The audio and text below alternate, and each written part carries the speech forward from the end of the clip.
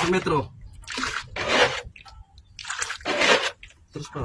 O dito, pasok ko dito. Konti, dito. Dito. Hindi, pa ganun.